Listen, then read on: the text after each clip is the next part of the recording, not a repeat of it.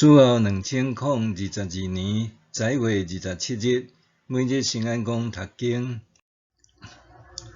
荣耀再现。圣经咱做伙来听读。马可福音13章24节到37节。伊会差遣天使对四方，对地的这边到天的迄边，聚集伊的选民。恁着对无花果树学习，其不厌发叶的时，恁就知夏天得要到。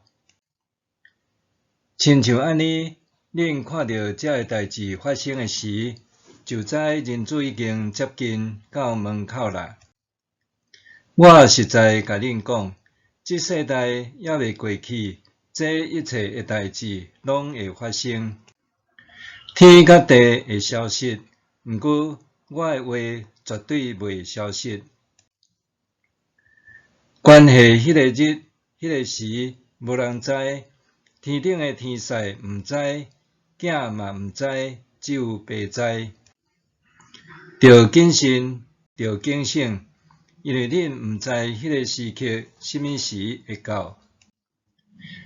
亲像有一个人要出外，将权交予奴仆，分配工作予逐个人，搁吩咐守卫小心固守。所以着警醒，才免即家的主人忽然转来，看到恁得困，因为恁毋知伊什么时会转来，是黄昏，还是半暝，是天要光，还是日出的时。我甲恁讲的话，嘛要对众人讲，着警醒。以上。荣耀再现。未来总动员是一部美国科幻电影，描述1996年人类受致命病毒侵袭了后，到2035年，地球会有50亿个人死于病毒灾难。只有少数人伫地骹底存活。导演透过时间旅行、梦、人性的小等等主题，互病毒贯穿过去、现在甲未来的时间，有过世界末日的危机，甲保护动物的重要。最后说，伫2000年前，捌有过末日灾难，毋若是圣殿会受毁灭，也会有人假冒主的名来迷惑人。届时着谨慎分辨，毋通轻易相信。末日的时，也会发生战争、地动、饥荒等等灾难，苦难会像产妇开始喙唇痛痛。耶稣提醒，届时毋通转去厝里，反倒着逃去山顶避难，搁着爱迫切祈求灾难莫发生伫冬天。另外，军队主的人要互带到法庭边拍，尽管环境遮尔恶劣，也着伫君王面前做见证，传福音予万民。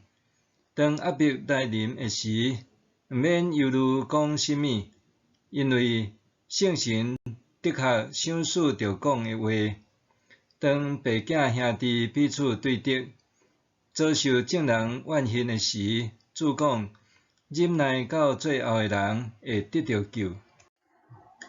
假基督、灾难甲迫害是末日的三大危机。灾难过后，自然界要有大改变，人会看到大有能力、荣耀的人子耶稣驾云降临，对全地召集伊所竞选的子民。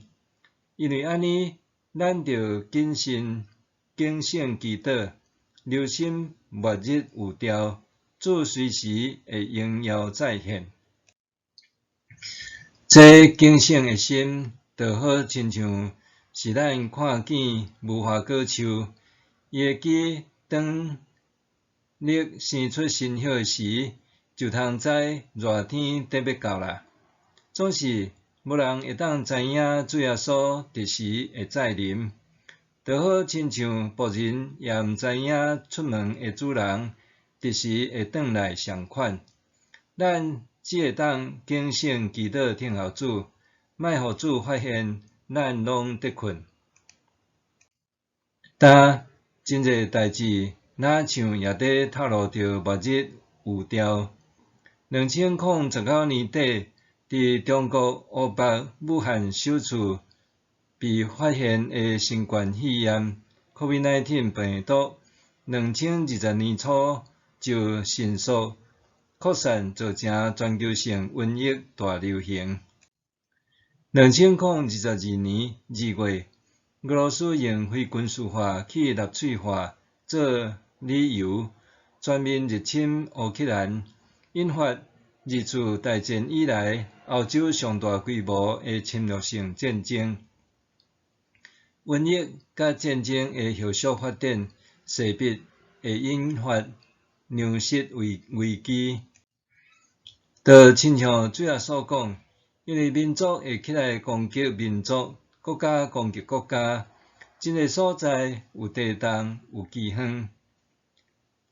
这个拄亲像未来总动员流露出人类的邪恶甲贪婪的罪性。但现在是太空节第一主日，这个灾难是毋是会当唤醒咱用警醒、敬畏的心来面对主的降临？